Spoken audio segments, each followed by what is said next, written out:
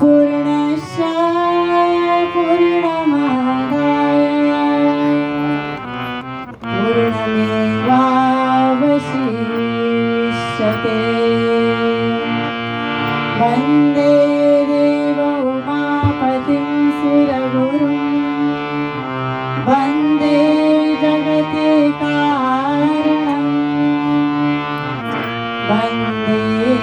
पन्नगभूषणं मृगधरं वन्दे पशूनां पतिं वन्दे सूर्यशशाङ्कमणिनयनं वन्दे मुकुन्दप्रियं वन्दे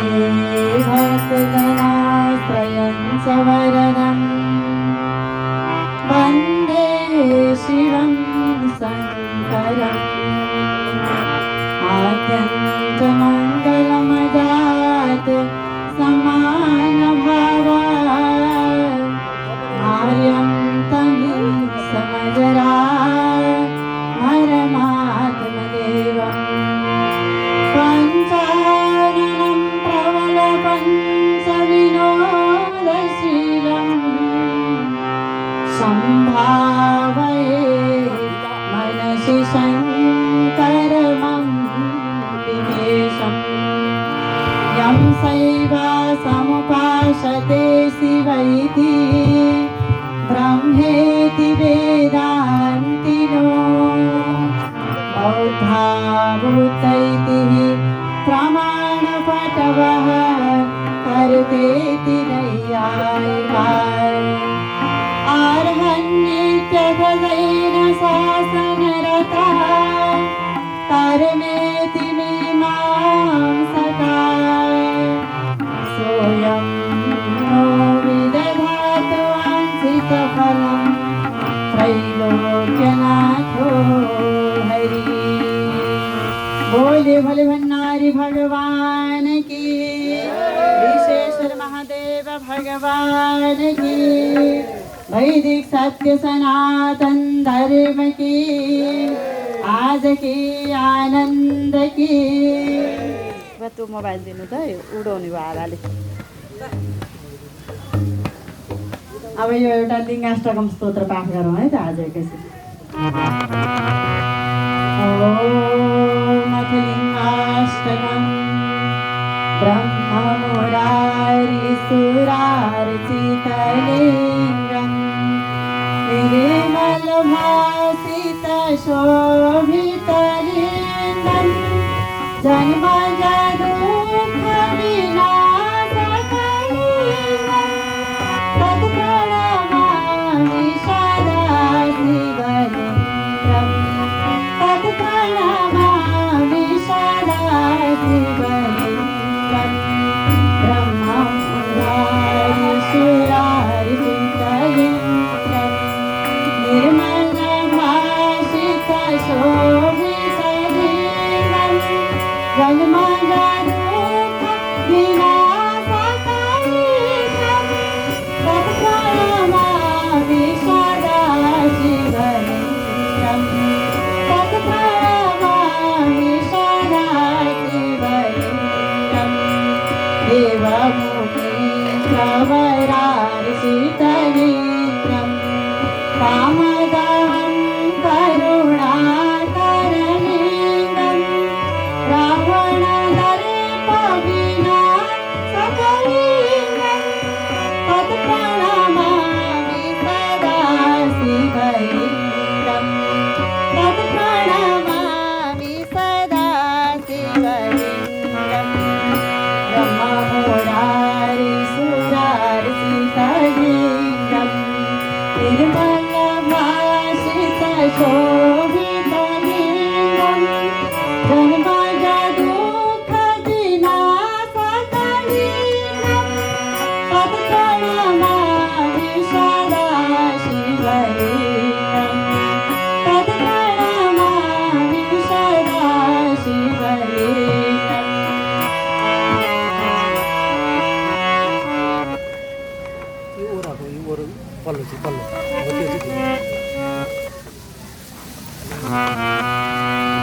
सर्वसुगन्धिसुलेपितलिङ्गं बुद्धिविवर्धनकारणलिङ्गं क्षिप्रशूलासुरवन्दितलिङ्गं तत्प्रणमामि सदा शिवलिङ्गं तत्प्रणमामि सदा शिवलिङ्गं कनकमहामणिभूषितलिङ्गं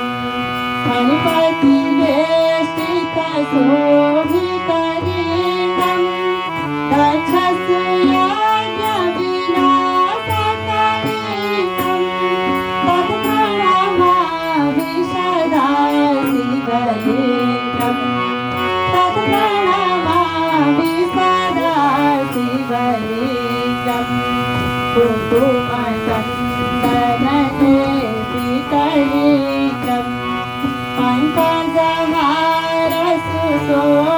पङ्कजहारसुशोभितलिङ्गं संसितपापविनाशकलिङ्गं तत्प्रणमामि सदा शिवलिङ्गं तत्प्रणमामि सदा शिवलिङ्गं देवगणार्चितसेवितलिङ्गं भावैर्भक्तिभिरेवतलिङ्गं दिनकरकोटिप्रभाकरलिङ्गं तत्प्रणमामि सदा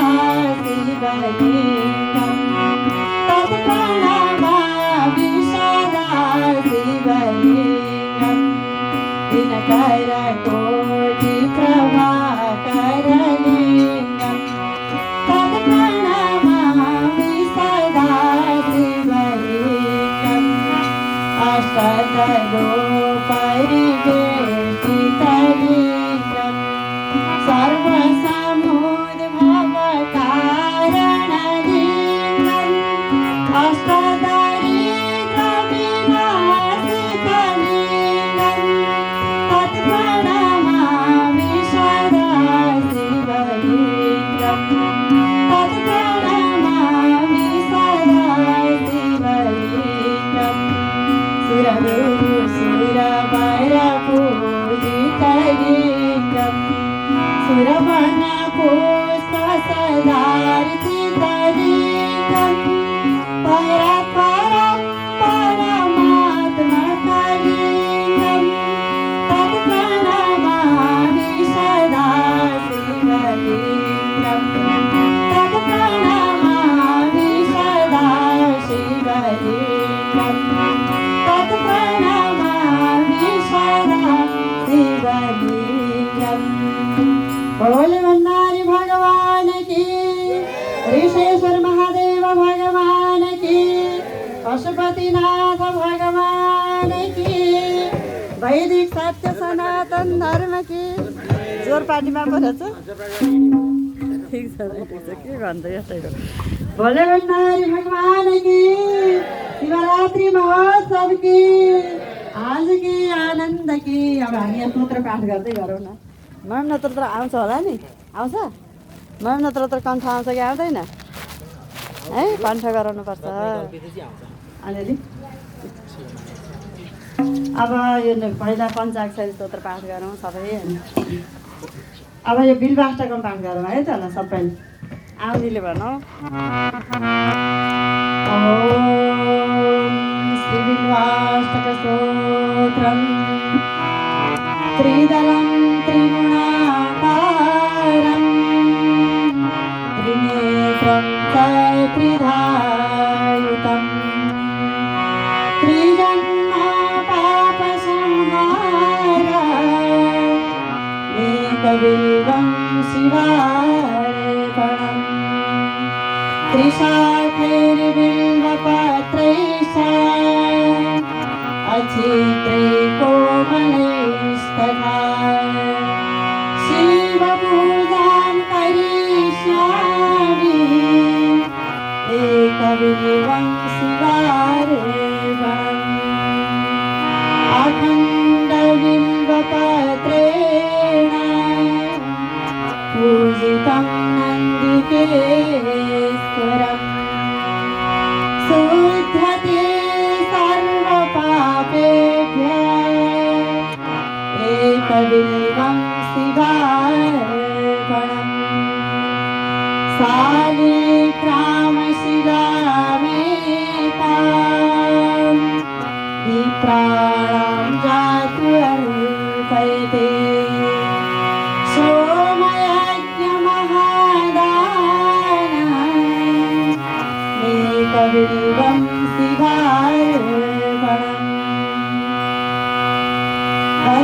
कोटिसहस्राणि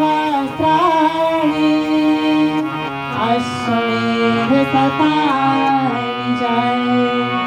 कोटिमन्यमहादानानि एकबिल्वं शिवार्पणम् लक्ष्म्यास्तनोत्पन्नं महादेव सदा प्रियम् बिल्वं वृक्षं प्रयच्छामि एकबिल्वं शिवार्पणम् दर्शनं बिल्ववृक्षस्य स्पर्शनं पापनाशनम् अघोरमे पापसंहार एकबिल्वं शिवार्पणम् मूलतो ब्रह्मरूपाय मध्यतो विष्णुरूपिणे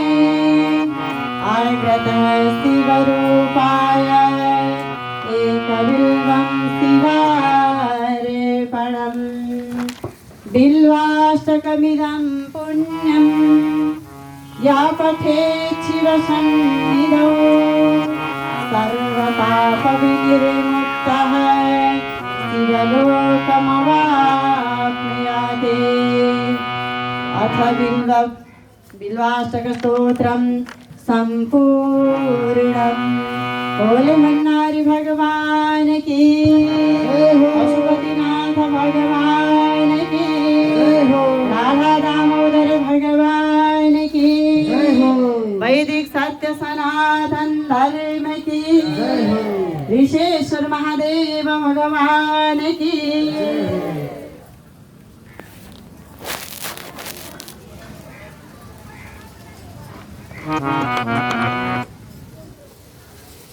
पाठ गर्दै गरौँ सबैलाई बाधक नहुन्जेल।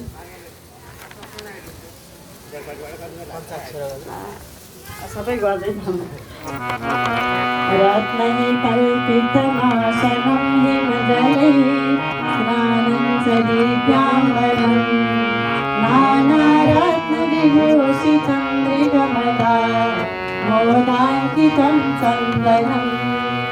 जाति चम्पकबिल्वपत्ररचितं पुष्पं च धूपं तथा दीपं देवदयानिधे पशुपते हृदिकल्पितं गृह्यताम् सौवर्णेन वरत्नखण्डरचिते पात्रे घृतं पायसं पाक्षं पञ्चविधं पयोदधियुतम् ब्रह्माफलं पानकम् शाकानामयुतं जलं रुचिकरं कर्पूरखण्डोज्ज्वलम्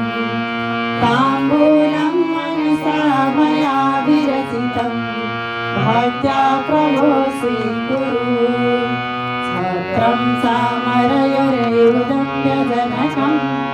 सादरसकं निर्मलम् वीणामेरिमृदङ्गकाहलकला गीतं च नृत्यं तथा साष्टाङ्गप्रणतिस्तुतिर्बहुविधा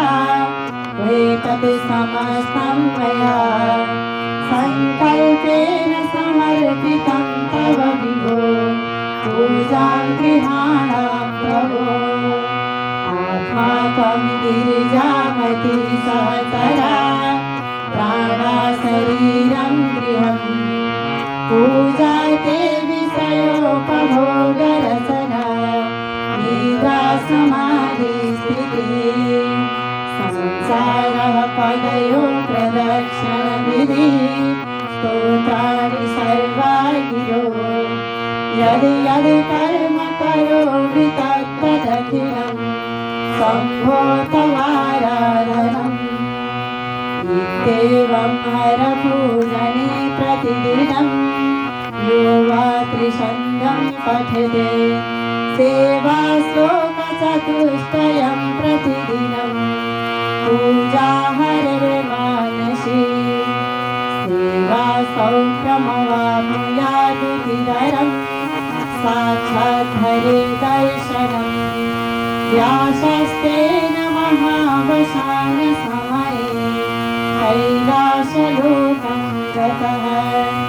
करचरणकृतं वाक् कायजं कर्मजं वा श्रवणनयनजं वा मानसं वा परागम् विहितं वा सर्वमेतत्क्षमस्व जय जय करुणाब्धे श्रीमहादेव शम्भो जय जय करुणाब्धे श्रीमहादेव शम्भो नागेन्द्रहाराय त्रिलोचनाय भस्माङ्गरागाय महेश्वराय नित्याय शुद्धाय दिगम्बराय तस्मै नकाराय नमः शिवाय मन्दाकिनी सलिलचन्दनसरिचिताय नन्दीश्वर प्रमथनाथ महेश्वराय मन्दारपुष्पबहुपुष्पसुपूजिताय तस्मै मकाराय नमः शिवाय वसिष्ठकुम्भोज भवगौतमार्य मुनीन्द्रदेवार्चितशेखराय चन्द्रार्कवैश्वानरलोचनाय तस्मै वकाराय नमः शिवाय शिवाय गौरी बदनाथवृन्द दक्ष धोरणास्तकाय त्रिनीलकण्ठाय वृषध्वजाय तस्मै सिताराय नमः शिवाय यक्षस्वरूपाय जटाधराय पिनाकहस्ताय सनातनाय दिव्याय देवाय दिगम्बराय तस्मै यकाराय नमः शिवाय पञ्चाक्षरमिदं पुण्यं यः पठेत् शिवसन्निधौ शिवलोकमवाप्नोति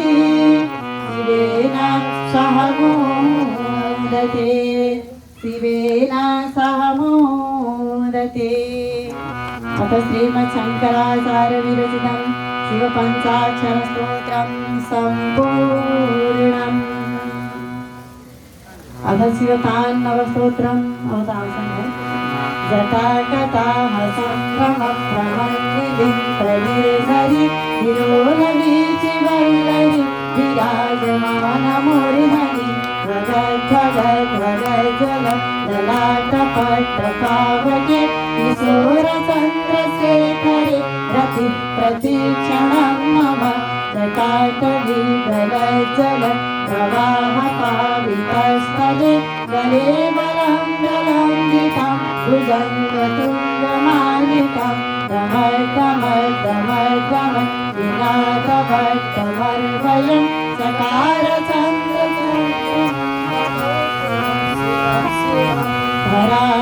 धराधरित्रनन्दिनी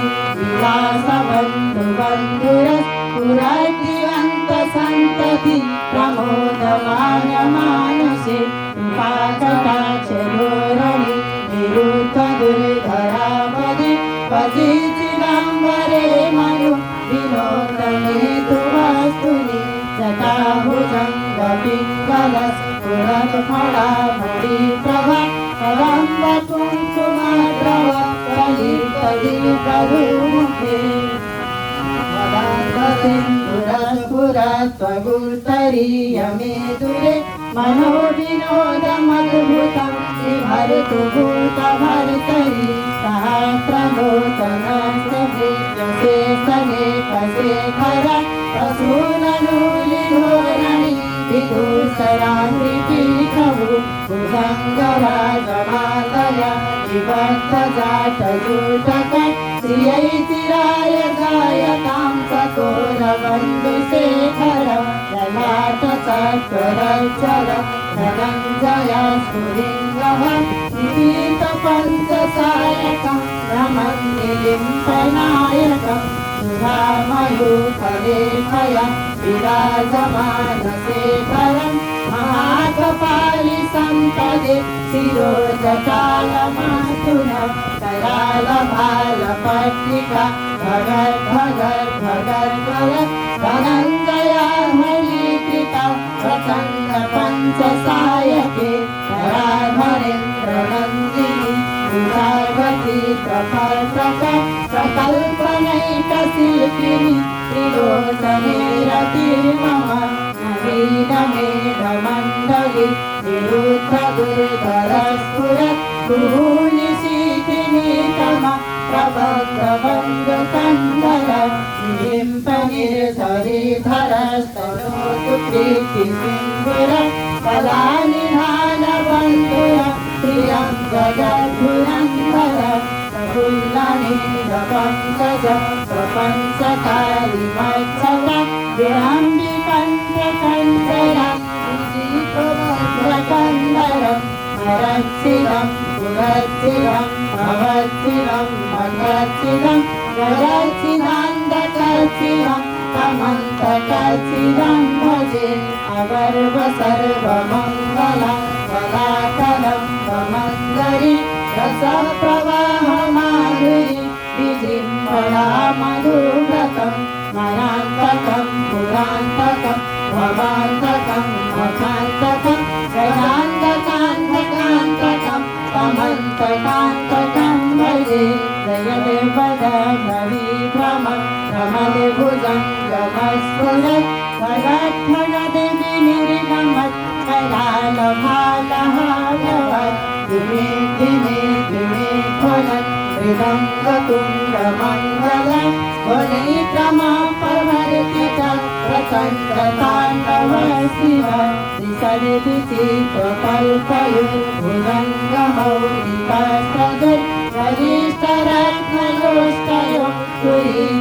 पुरीतिपाक्षपाक्षयो तुहारविन्दचक्षुषो प्रजामही मरीन्द्रयो समं प्रविरिटयन्नन कदा सदा शिवं भजे सदा निलिम्पनिर्झरि निकुञ्जकोटरे वसन् विमुखदुर्मती सदा शिरस्तमञ्जरीं वहन्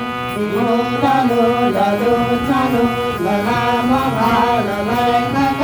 शिवेति मन्त्रमुच्चरन् कदा सुखी भवाम्यहम् शिवं हि नित्यमेव मोक्षमोक्षमोक्षमस्तवं पठन् स्मरन् भ्रुवन् हरो विशुद्धिमेति सन्ततं हरे गुरौ सुभक्तिमा सुयातिना यथा गतिं विमोहनं हृदेहिना सुशङ्करस्य चिन्तनं सुशङ्करस्य चिन्तनं सुशङ्करस्य चिन्तनं पूजावसानसमये दशवादनगीतं यः शम्भुपूजनपरं पठति प्रदोषे तस्यातिरामगजेन्द्रतुरङ्गयुक्तां लक्ष्मीं सदैव सुमतिं प्रददाति शम्भो लक्ष्मीं सदैव सुमतिं प्रददाति शम्भो इति श्रीरावणविरचितं शिवताण्डवस्तोत्रं सम्पूर्णम्। अब आज महिमा सत्र चाहिँ पाठै गर्नुपर्छ। आज के हो शिवरात्रि हो नि, शिवरात्रिमा यो चाहिँ सबैभन्दा मुख्य। अब आउने भन्ने नआउने सुन्ने सबैले है एकैछिन। ओम गजाननं भूतगणादिसेवितं कपित्थजम्बूफलचारुभक्षणम् उमासुतं सकविनाशकारकं नमामि विघ्नेश्वरपादपङ्कजं नमामि विघ्नेश्वरपादपङ्कजं मही श्रीपुष्पदन्त उवाच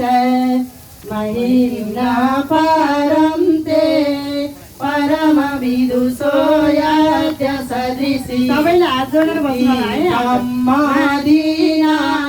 मपि तदवशास्त्रात्वयि गिरा अथा वाच्या सर्वा स्वमति परिणामावधि गृहान् मवापे स्तोत्रे हर निरपवाद परिकरा अतीता पन्थानं तव च महिमा वाङ्मनसयो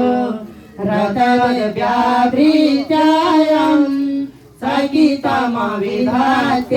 श्रुतिरपि सकास्य श्रोतव्या कतिविध गुणाकस्य विषया पदे दुर्वासिने पतति न मना कस्य न वचा मरुस्थिता वाचा परममृतं निर्मितवता तव ब्रह्मन् किं वा गविसुरगुरोर्विस्मयपदम् मम त्वेतां वाणीं गुणकथन पुण्येन भवता पुनामीत्यर्थेऽस्मिन् पुरमथन भूतिर्व्यवसिता तवैश्वर्यं यत्तत् जगदुदय रक्षा प्रलयकृत् त्रयीजास्तु व्यासां त्रिशिषु गुणभिन्नासु तनुषु अवाप्यानामस्मिन् वरदरमणीयामरमणिं विहन्तुं व्याक्रोतिं विरधत इहैके जडधिया किमिह किं काया सकलु किमुपायस्त्रिभुवनं किमाधारो धाता सृजति किमुपादानैति च आतर्कैश्वर्यैकै यनवसरदुस्थो हतधिया कुतर्कोऽयं काशीन् मुखरयति मोहाय जगता आजन्मानो लोका किमवयवन्तोऽपि जगता मधिष्ठातारं किं भवविधिरनादृत्य भवति आनीशो वा कुर्याद् भुवन जनने परिकरो यतो मन्दास्तां प्रत्यमरवर संसेरतैमे त्रयीसाङ्ख्यं योगा पशुपतिमतं वैष्णवमिति प्रभिन्ने प्रस्थाने परमिदमदापत्यमिति च रुचीनां वैचित्र्या द्विजुकुटिलनानां पतजुषां नृणामेको गम्यात् त्वमसि पयसामर्णवैवा महोक्षकत्वाङ्गं परशुरजिनं भस्मफणिना कपालं चेतीया तव वरतन्त्रोपकरणं सुरास्तां तामृद्धिं वदति स्वभवति भूप्रणीतां न हि स्वात्मा रामं विषयमृगतृष्णा भ्रमयति ध्रुवं कास्तीति सर्वं सकलमपरस्त्वध्रुवमिदं परो ध्रुव्याध्रुवे जगति गजति व्यस्तविषये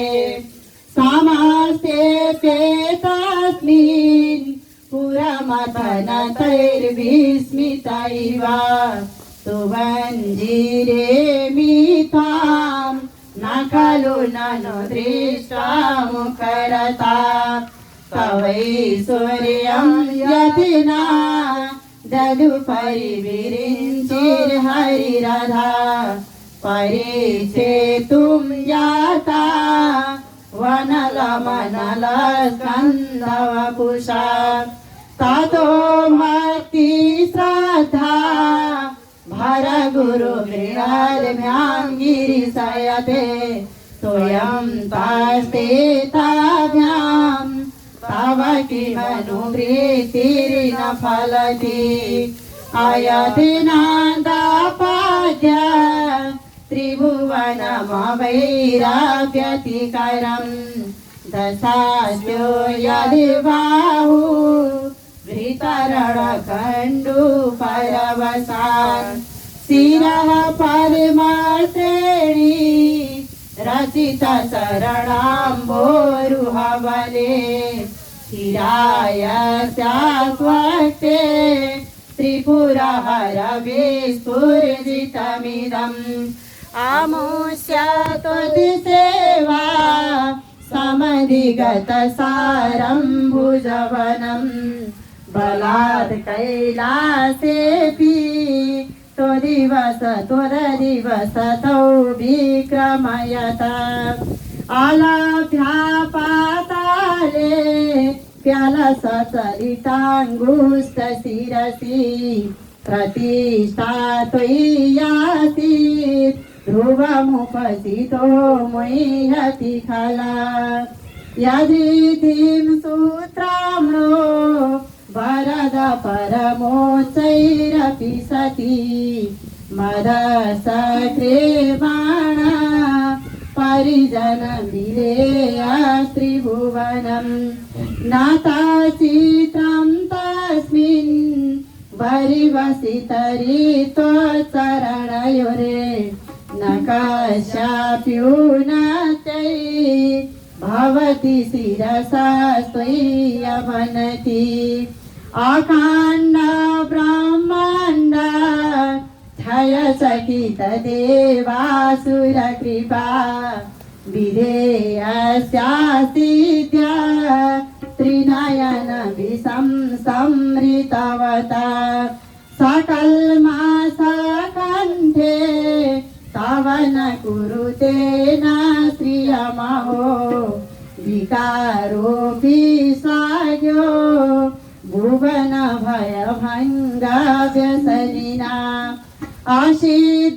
असिद्धार्थानैव क्वचिदपि सदेवासुरनरे निवर्तन्ते नित्यं जगति जैनो यस्य विशिखा सपश्यन्निशां त्वामितरसुर साधारणमभूते मरतव्यात्मा न हि वसि सुपाच्या परिभव मयि पादाघातात् प्रजति सहसा संशयपदम्